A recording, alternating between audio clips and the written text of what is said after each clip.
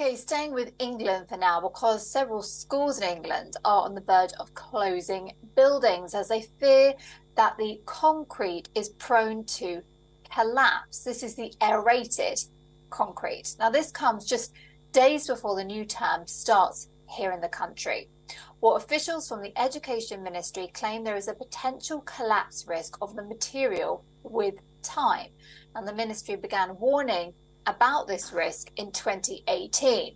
So the material, reinforced, autoclaved, aerated concrete, was widely used for schools and colleges construction, and this was used from the 1950s to the mid-1990s. Now, reports suggest as many as 104 schools and colleges are containing this RAAC, as it's known. They also request schools management across England vacate spaces suspected to contain this RAAC.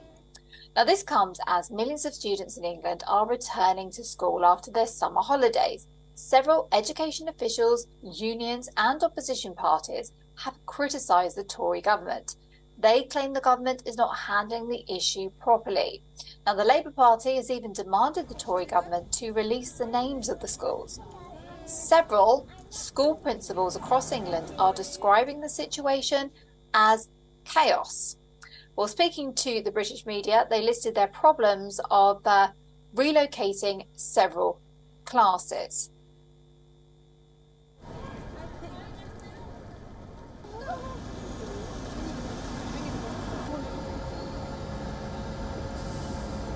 Okay, well, let's go through some of the facts of this one, because we have a situation right now here in England where the Health Secretary, Steve Barclay, has said that this announcement is extremely disappointing. Now, that was the story that we were talking about earlier in regards to the strikes. We're covering the strikes here in England in regard to the medical services with nurses and doctors, but we're also talking about schools here as well this morning, because scores of UK schools, they're due to shut, and this is because of what they're made of and the situation they're in right now. So several schools in England are on the verge of closing right now, and this is because of the concrete that they've been made with from the 1950s could be due to collapse. And there's an investigation going on right now to decipher how safe these schools potentially are. Now, the ministry did be warning about this risk, and that was in 2018.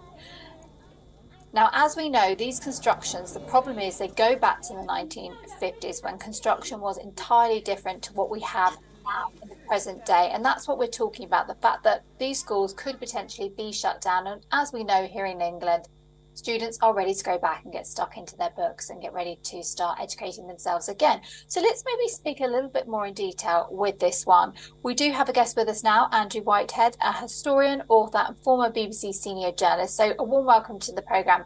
Andrew, so what are that we've got at the moment with these schools potentially closing down? We know that during the pandemic, children, teenagers, they lost a lot of their education because obviously we were educating from home and it was an unprecedented situation. But now we've got a situation with the buildings.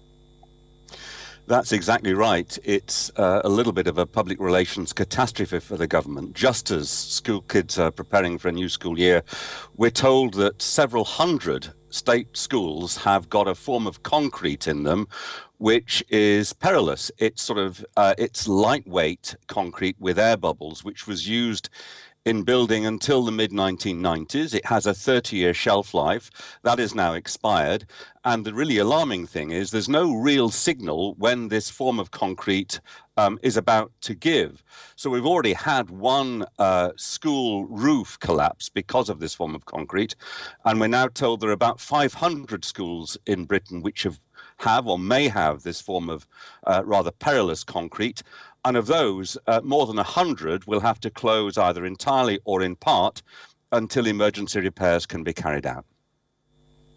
Andrew, this does seem a bit of a farce. I mean, it's the 1st of September. As I mentioned before, we've got children, they're getting ready to go to school. Why are we having this conversation on the 1st of September? Why has nobody discovered this before, or have they?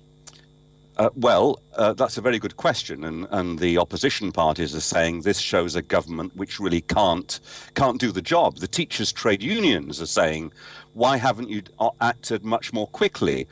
Parents are saying, if you knew this was a problem, couldn't you have addressed it over the summer holidays rather than announcing, with next to no notice that dozens of schools can't open as normal?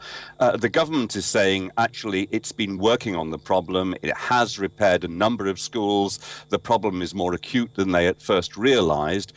But as you say, presentationally, it looks dreadful. Just as the new school year is about to begin, thousands of school pupils are being told, sorry, the school's not safe. And safety in schools, I mean, it's paramount, it's basic. And yet it does seem that a lot of our schools are old. They were clearly built with fairly cheap forms of building technology. And nobody can say with confidence that they're entirely safe. And that's a very worrying situation to be in. Very worrying. And as you say, safety comes first. That's paramount in all of this. So let's hope that they get this sorted and we can get our kids back in education, because that's the main thing. And I'm sure they're raring to go, no doubt. I always found it a really exciting time of the year, getting the new pencil case. And I'm sure that's how a lot of people feel. Andrew Whitehead, thank you so very much indeed. Historian, author and former BBC senior journalist, joining us live. We appreciate your analysis on that.